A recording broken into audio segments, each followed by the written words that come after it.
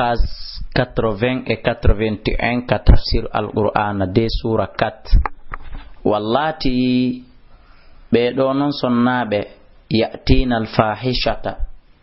wallati ma dun non be do ko dulle be do sonnabe yatina al-fahishata addube zina bi mana be do non sonnabe wadube zina nanga yi'a feñi min nisaikum imorde sonna e modon be fastashhidu haray ko yon sedintin taw alayhin e do mabbe arba'atan nayo minkum jiabe modon onon julbe ben gomdimbe ben don fo ara sedi to wonde be wadi zina fa in shahidu sibe do nayo fo sedi tike haray famsikuhunna ko yon jogi to be fil buyuti ka cuudi ko yon sukube hatta yatawaffahunna al-maut ha mayde nde hunna be mana ko yon sukube haabe maaya aw yaj'al Allahu lahunna ma ha Allah wadana be sabila lawol go'o dum non o aya do montama Allah wadani be lawol go'o joni haray si tawi woni zina on wadi si sonnajo nange dama e zina tawi ko jombado ko yo rajime tawi ko na tayna o jombado ko yo piye sawru temedere walla dani be do dido gorko e debbo yatiyani ha wadbe zina minkum e modon addube zina on faadu huma haray ko yo lurrube o ko golbe fidugolbe kaaje kono nawarugolbe wujugolbe lope fa in taabasi be tubi wasulaha be mo'ini fa'aridu anhum haray durne be terto dombe kono o aya do kadi ko montado inna allaha anden Allah kana walika tawwaban ko jabo tubi rahiman ko yurmetedo innama tawbatu ande tubi ko jabante ala allah ka Allah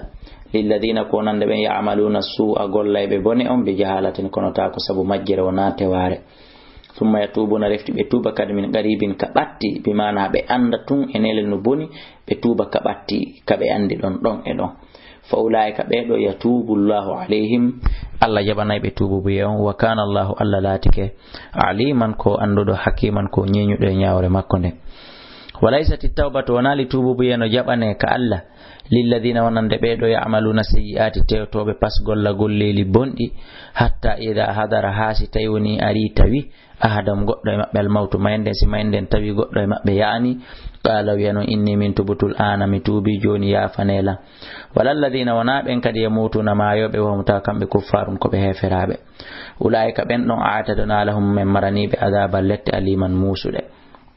ya ayyuhalladina amanu kono yo gomdimbe la yahillu lakum daganta ko an tarithun nisa nderono ton sonna ben karhan e hore forcé min bay ko koto amai suudu nata e der suudu forcé ko be mi jombamo konto yida ka dum windi nokko ayya ka dum windi komo sonnajo fala o ko to mum mai wala ta'dhuluhunna wa ta'lulube litadhabu fi yon jabutu bi ba'd yoga ma ataytumun nay ko okkudombe illa an yatina sona be adda bi fahishatin bone mubayyinatin feñudo wa ashiruna ray ko yon wurudo e mabbe bil ma'rufin mu'jiri fa in karihtumuhunna stayuni on ani be fa asa an tanjina takrahu de anyu ton shay'an guddum wa yajal Allah wada fihi ende hunde de anyu don khayran mu'jiri kathiran durunde wa in aradtum stawinon on faalama istibdala zawjin wattutugol sonnajo lontingol sonnajo makana zawjin e pilasi sonnajo go be mana on jombina yo on hebbini on yiimo faala don on faalama accutugol goddo jombon goddo hara ella alahi no dagi wa ataytum tawinon on jonnino e hidahun na goddo e mabbe on mon don accutude tayi on okkino mo gintaran jawdi duudundi tenge haray falata khudu wata on jabutuye min e jawdi ko ko dum kon shay'an hay e hunde accitemo accitidom e fo mudum e ata khuduna wo hakkunde mon ella on jabitay ndin jawdi buhtanan kattonye paske ko tonye non waytaman e bakkat mubinan feñudo o e haray hana yonno musibe julbe ko yanana do ko yamira do wattutugol sonnajo accita goddo jomba goddo ko nande on jombudo ha timmini nayo tay bafangal on bike o yiile mo faala o tawi so jombali o do no hulbini tawyan e makko zina ko halana dum amma tawdo ko be ngotum woni ko jombi ma ko dido e woni ko jombi odo bedo siwa hewti fi o aya do taw wa kayfa ta'khudunahu ko honno waawto jabitirde ndi jawdi wa qad afdagum di leludi ko dum woni wontidi ba'dukum yoga e modon ila ba'din faade yoga wa akhadana be jogitike minkum e modon mithaqan ahadi ghalizan jukkundi tiiɗundi aray hana wala tankihu e kadi wata on jombu mana ka kala mo jombi abakum babiraɓe mon ɓen si baba ma jibinɗo ma on jombi sonnajo ɓe seediri gurnawo mayde o haray a jombata on ɗon minan nisa'i morde ka sonnaɓe illa ma kadi salafa sona konko feƴƴuno hari adi aya o jippade tawi hari no woduno woɓɓe wadde Allah dali innahu ɗum kana laatike fahishatan ko ñidduɗum wa maqtan ko mone wasa aboni sabila lawol hurrimat harminama alaykum e dow moɗon jentoɗen ɗo nanen sonnaɓe harminaɓe ɓende goɗɗo jombata kala mo ananali no konte ɗo andu haray jombugol mo harmanama hurrimat alaykum harminanama on e ummahatukum jombugol neniraɓe moɗon ɓe nene mon jibinɗo on wa banatukum e ɓiɓɓe mon jiwɓe ɓe jibinɗon wa akhawatukum e bandiraɓe mon rewɓe ɓe yuɗuɗon e reedu wotoru ma ceeci gooti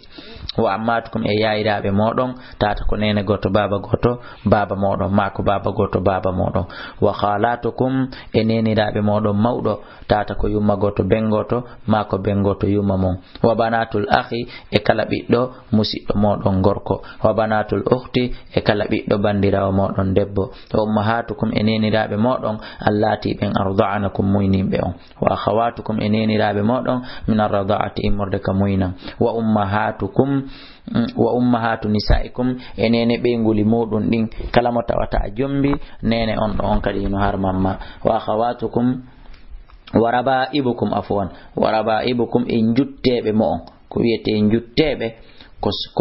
ko jiwum arda kun ka galle mo on jomba sonnajo o arda e jiwum ko kum wiyete jutti hum allati ɓen fi hujurikum wonɓe ka nder galleli moɗon min nisaikum immorde sonnaɓe moɗon allati ɓen dakhaltum bihinna ɓe natuduɗon e muɗum e suudu fa in lam takunu sawi on laataki noon dakhaltum bihinna on natidi e maɓɓe kamɓe sonnaɓen suudu tawi a jombimo kono a e makko on natidali suudu a yidimo e jiwu jutti hum kun o ardi tawi ko kun ɗon ɓuranma fala junaha alaykum haray bakkatu fawaki on nde accita toon nenejo jombon ɓiɗɗojo on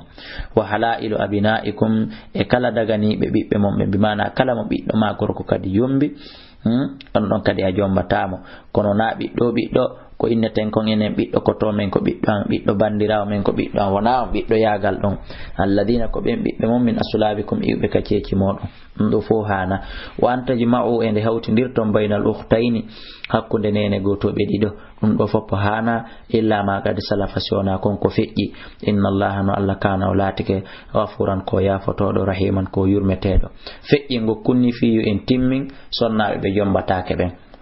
wal muhsanatu e ɓeɗo cangiɓe bimana ɓeɗo jombaɓe goɗɗo ko daganima jombugol wusi woni ko jombaɗo minan nisa immorde sonnaɓen haray oɗo a jombatamo ha o seedida e mawdi makko gurdam ma mayde illa ma malakat aymanukum si wonara ko ɓen horɓe mon ɓe jeeyi ɗon ka ñaame moɗon kitaballahi alaykum ɗum ɗo ko deftere Allah ni ko farlodi Allah ni ko windodi Allah ni e hoore moɗon wonde ɓe kontaɓe ɗo foppo hino harminde jomboto o hilla lakum daganike on no ma wara dhalikum kala sonnaɓe wontirɓe ɓawo ɓeɗo moɗon hino dagani on an tabta hunde yawton ƴamiron ɓe ɗaɓɓiron ɓe